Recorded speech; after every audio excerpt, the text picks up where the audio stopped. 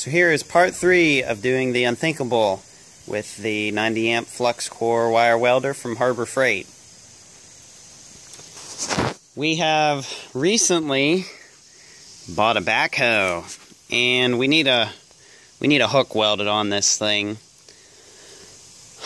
I've already cleaned up the metal about the best that I can. There's still some pitting and stuff in here. I'm probably going to put it like right in there. And I've cleaned the spot where the ground clamp is. So this is clean, that's clean. I'm using a 20 amp breaker with a, I don't know, a 10 gauge extension cord that's like 30 feet long or something, a little less than 30. And here's the hook I'm going to weld onto it. I've cut the eyelets off, and I've also made a big cut here so that the middle of this doesn't have a big opens or a big gap that I have to fill up with the welder. I have beveled the corners already, and I cleaned this hook just about this edge here to the best that I can. Obviously I can't really get in there with where the 3/8 is, but I cleaned both sides. I am probably not going to do any preheating on this bucket just because it's such a big massive surface area to heat up, and I'm going to be there for an awful long time. All I have are propane torches. So this is the 90 amp flex wire welder. I've heard Harbor Freight is replacing them with like a Vulcan or something. That's a different name. I guess they're getting rid of the Chicago Electric line. But I'm gonna have the wire feed speed on about 2 3/4 or 3, somewhere around there. I'm going to have the heat maxed out, obviously, because this is some pretty thick steel I'm welding here. So it's time to fire up the good old 90 amp flux wire welder from my favorite store, Harbor Freight. And of course she comes alive like usual. So I've got this hook pretty well centered and tacked up. And I'm going to clean the weld in between each pass. And I'm going to try not to go very fast with this because there's a lot of steel here to heat up between the hook. The hook's like almost well, actually it's probably close to a 1/2 inch thick. And then I don't know how thick the steel is on the bucket, but it's pretty thick. So I'm going to clean these tack welds off, and then we'll weld it solid for the first pass. So I'm going to try to drag this puddle. There's slag you drag, is what a lot of people have said. So I'm sorry this screen is actually gray. I don't know why that's turned out like this. I'm still using the lens from the Harbor Freight welding helmets as a lens for my camera when recording. And it seems to work pretty good, but I don't know why that's gray. In the next one it's almost like white, but it should be black like in previous videos. But this welder seems to do pretty good for stuff like this, at least for my needs. Granted, I'm not a professional here, but it seems to hold fine, and I've never had anything break, despite what a lot of people in the comments say. So this is the first pass. Obviously there's some cold roll here at the start, and then I seem to do a lot better going as I guess as the steel heated up. So I may grind that out, and then we'll put probably another bead on the top of that, a bead on the bottom, and then maybe a bead in the middle. I don't know, we will see. But let's go on to this side.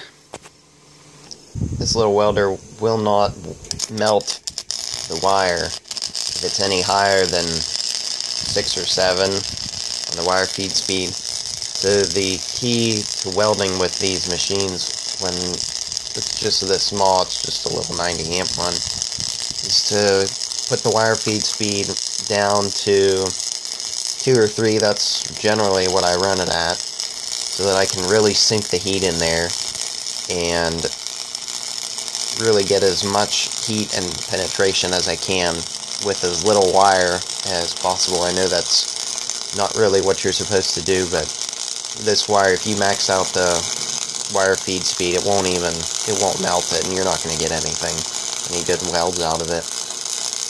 Another thing you can do to get the most penetration possible is to either continuously weld or do one strip or one bead, clean it, and then do another, clean it, and do another, and you really heat things up an awful lot.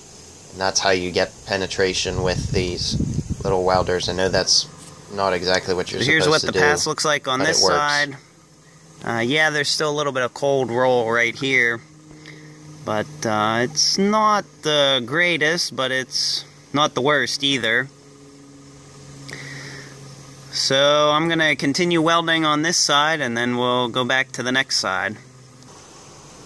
So I did end up doing, I think it was 4 or 5 passes on this, on both sides and on the top and bottom. I should have gone around the corner, around the top and welded, but with the camera being the way it was, and there's a piece of the bucket that's in the way, it didn't make for real easy for me to try to do that, so I just didn't.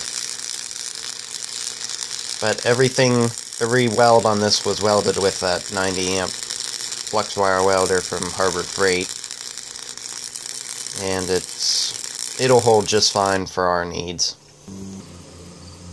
So there's what the second pass on the second side looks like, and time to do a third one on this side. Now this is what it's supposed to look like whenever I'm welding. A black screen, and then you strike the arc and it looks good. But anyways, I don't have any other welders at the moment other than a 70 amp stick welder, and that's only 70 amps, so a little bit less power than this one, and I'm trying to get the most that I can out of this. But we also have a 22-inch bucket that I would like to put a hook on also. And be sure, before I forget, be sure to check back on my channel here every once in a while, where you'll see me use these hooks and put them through their paces. It's a great addition to have a hook on a bucket. I want to get a thumb next for the backhoe. So that's what the third pass looks like, the one up on top, and then I'll probably put another one down in here, sort of. So that would make four passes on this side, and then I still have another 3 to do on the other. So I did not hit the duty cycle at all welding this hook, and might as well show you what the finished product is. So yes, there's a lot of spatter. I understand that. This is an AC machine that I'm using, and there's the other side. If I had to guess, this side looks a little better. But all these BBs and stuff, they can all be taken off, and you can see I did get quite a bit of penetration. There's bluing there. There's maybe some purple and orange, and then a little bit down here too. Really nothing on the hook. But I know I'm going to get tons of people that are going to say, oh, you didn't get any penetration from the other side. Well, there's definitely lots of discoloration there, and it's still orange. So this is good enough for what we're going to be doing with it. This is not